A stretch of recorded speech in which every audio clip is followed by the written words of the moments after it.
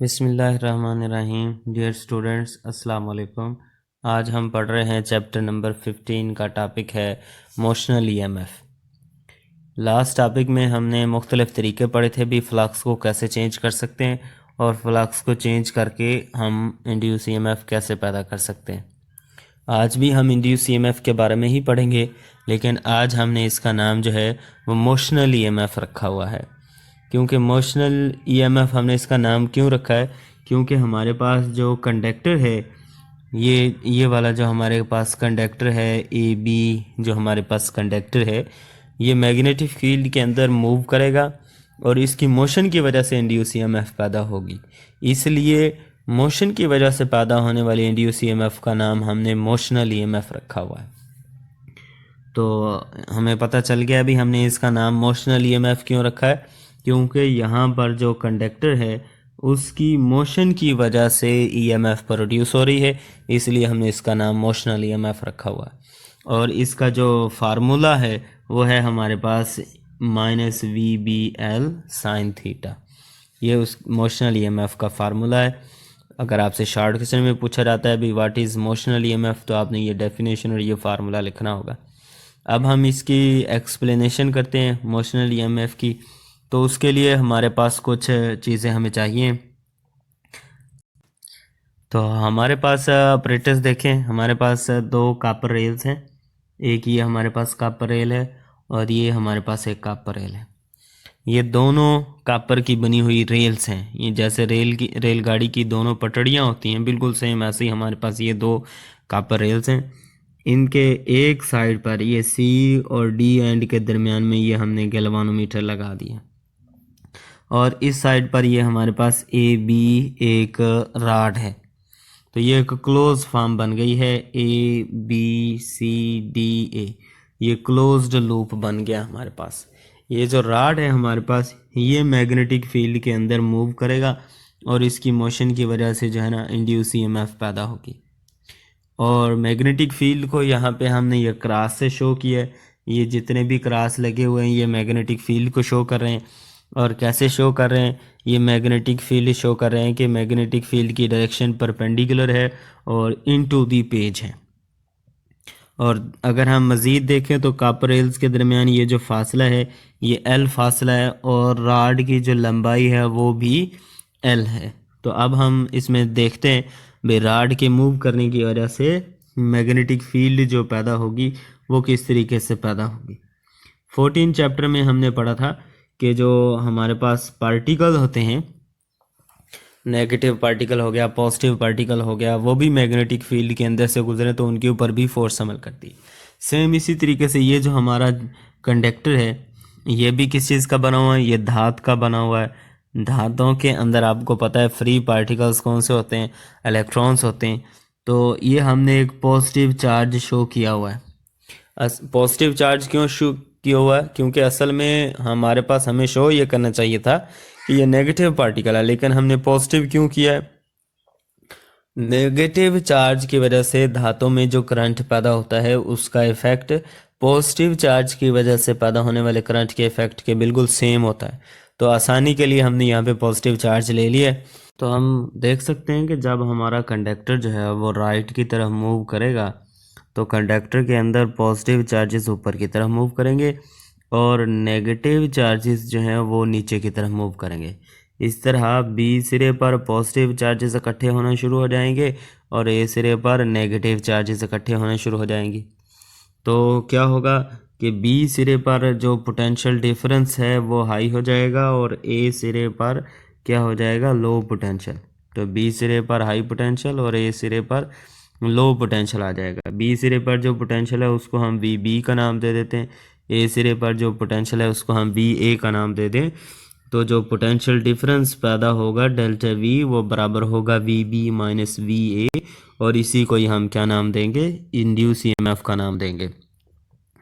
और इस तरह जो इंड्यूस ईएमएफ पैदा हो रही है उसी को हम क्या नाम देते हैं, मोशनल ईएमएफ का नाम देते हैं। अब यही बात जो है हम एक वीडियो में देखते हैं, फिर हम इसकी डेरिवेशन करेंगे।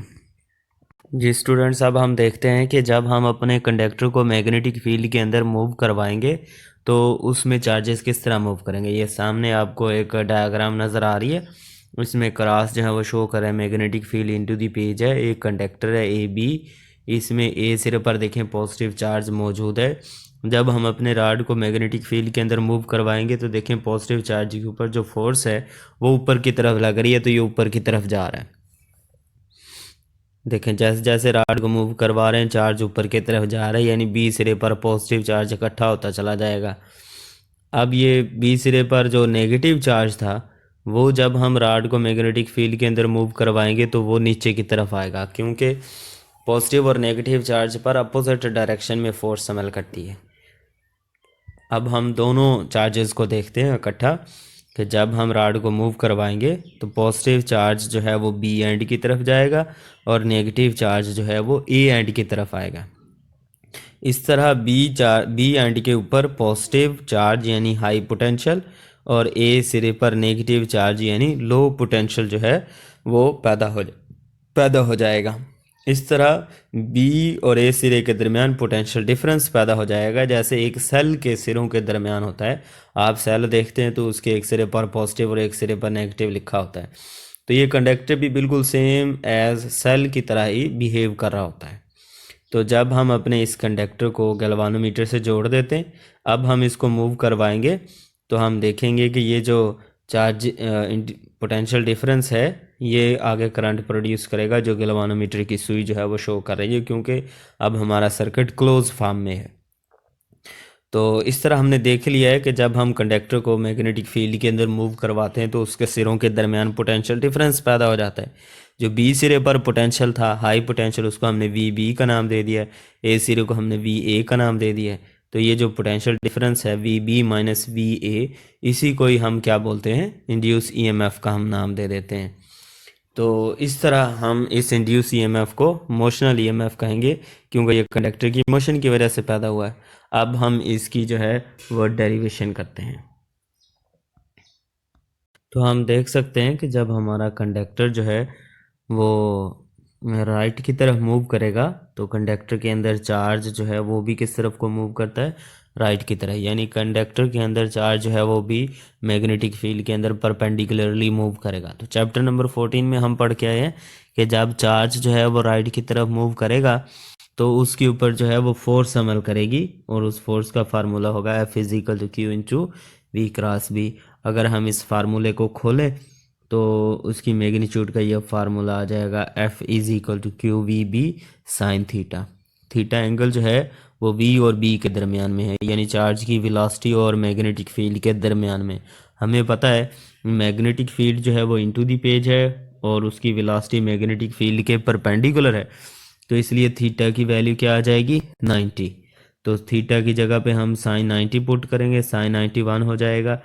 तो कंडक्टर के राइट की तरफ मूव करने की वजह से कंडक्टर के अंदर जो फोर्स अमल करेगी ऊपर की तरफ वो होगी F is equal to q v B. तो ये हमारे पास मैग्नेटिक फोर्स आ गई जो चार्ज के ऊपर अमल कर रही है, जिससे बी सिरे पर हाई पोटेंशियल और ए सिरे पर क्या आ जाएगा, लो पोटेंशियल यानी नेगेटिव आ जाएगा। तो बी सिरे पर हमने देखा है हाई पोटेंशियल और ए सिरे पर लो पोटेंशियल आ जाएगा।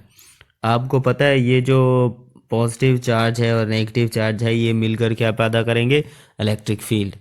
और वो इलेक्ट्रिक फील्ड की डायरेक्शन किस तरफ को होगी, पॉजिटिव से नेगेटिव। यानी इस चार्ज के ऊपर अब दो फोर्सेस अमल करना शुरू हो गई हैं। जो मैग्नेटिक फोर्स है वो किस तरफ को अमल करेगी, वो मैग्नेटिक फोर्स जो है वो अमल करेगी ऊपर की तरफ, ये मैग्नेटिक फोर्स अमल करेगी। और ये जो हाई पोटेंशियल और लो पोटेंशियल की वजह से इलेक्ट्रिक फील्ड पैदा हो रही है, ये इस चार्ज पर किस तरफ को फोर्स लगाएगी, नीचे की तरफ। तो स्टार्ट में मैग्नेटिक फोर्स ज़्यादा होगी और इलेक्ट्रिक फोर्स कम होगी, लेकिन जैसे जैसे हम रॉड को राइट की तरफ मूव करवाएंगे ए और बी सिरे के दरमियान पोटेंशियल डिफरेंस बढ़ता जाएगा, इलेक्ट्रिक फील्ड कम स्ट्रांग होती जाएगी और इलेक्ट्रिक फोर्स भी बढ़ती जाएगी। एक टाइम आएगा जब ये दोनों फोर्सेस इलेक्ट्रिक फोर्स और मैग्नेटिक फोर्स ये दोनों जो हैं वो क्या हो जाएंगी, बराबर हो जाएंगी। तब हम कहेंगे कि हमारा जो चार्ज है वो स्टेशनरी फॉर्म में है। तो अब हम इसका फार्मूला ड्राइव करते हैं। पहले तो हम लिखेंगे इलेक्ट्रिक फोर्स का formula F is equal to q E है कि हमारे पास जो है वो दोनों फोर्सेस जो हैं वो बराबर हो गई। ये तो हमने क्या किया है, दोनों इक्वेशंस को बराबर कर दिया है। ये हमने लिखा हुआ है F equal to q e naught और क्यू वी बी। तो क्यू से क्यू कट गया, ई नाट बराबर आ गया वी बी के। तो ये हमारे पास इलेक्ट्रिक फील्ड इंटेंसिटी का फार्मूला आ गया, e naught is equal to v b. एक फार्मूला हम चैप्टर नंबर 12 में भी पढ़ के आए हैं कि जो इलेक्ट्रिक फील्ड इंटेंसिटी होती है वो negative of the gradient of the potential के बराबर होती है, यानी minus delta we over delta R के बराबर होती है। तो वहाँ पर भी पोटेंशियल डिफरेंस डेल्टा वी है, यहाँ पर भी डेल्टा वी है, तो हमने फार्मूले में लिख लिया डेल्टा वी। नीचे डेल्टा आर जो है वो प्लेटों के दरमियान फासला होता है, यहाँ कापर रेल्स के दरमियान फासला एल है, तो हमने इसकी जगह पे क्या लिख लिया, एल। तो बाय डेफिनेशन हमारे पास इलेक्ट्रिक फील्ड इंटेंसिटी का एक और फार्मूला आ गया, minus delta we over L. तो एक इक्वेशन नंबर 3 से आ गया, एक इक्वेशन नंबर 4 से आ गया। दोनों को कंपेयर करेंगे तो ये हमारे पास हमने कंपेयर कर दिया। तो पोटेंशियल डिफरेंस डेल्टा वी का फार्मूला आ गया माइनस वी बी एल, और यही पोटेंशियल डिफरेंस हमारे इंड्यूस ईएमएफ और उसी को ही हमने मोशनल ईएमएफ का नाम दिया हुआ है। तो ये हमारे पास मोशनल ईएमएफ का फार्मूला आ गया उस वक्त जब हमारे पास जो कंडक्टर है वो मैग्नेटिक फील्ड के अंदर परपेंडिकुलरली मूव कर रहा होता है। अगर वो परपेंडिकुलरली मूव ना करे, कुछ एंगल थीटा के साथ मूव करे, तब मोशनल ईएमएफ का फार्मूला आएगा minus v B l sine theta. और अगर रॉड जो है वो स्टेशनरी होगा तो वेलोसिटी की वैल्यू ज़ीरो होने की वजह से कोई इंड्यूस ईएमएफ पैदा नहीं होगी और कोई करंट पैदा नहीं होगा। लास्ट पे हम देखेंगे कि हमारा जो रॉड होता है ना उसको हम खुद मूव करवा रहे होते हैं राइट की तरफ या लेफ़्ट की तरफ। तो रॉड को मूव करवाने में हमारी एनर्जी खर्च होगी, वो हमारी मैकेनिकल एनर्जी है, और वही आगे फिर किस में चेंज होती है, इलेक्ट्रिक करंट में चेंज हो जाती है, यानी इलेक्ट्रिकल एनर्जी में चेंज होती है। तो यानी हमारी मैकेनिकल एनर्जी ही आगे किस में चेंज होती है, इलेक्ट्रिकल एनर्जी में। यानी ये जो पूरा टॉपिक है ये law of conservation of energy के अकॉर्डिंग है। अगर हम रॉड को मूव करवाएंगे हमारी एनर्जी खर्च होगी, वही एनर्जी हमारी आगे इलेक्ट्रिकल एनर्जी में चेंज होती है। रॉड को ज़्यादा मूव करवाएंगे तो ज़्यादा एनर्जी खर्च होगी, आगे इलेक्ट्रिकल एनर्जी भी ज़्यादा पैदा होगी।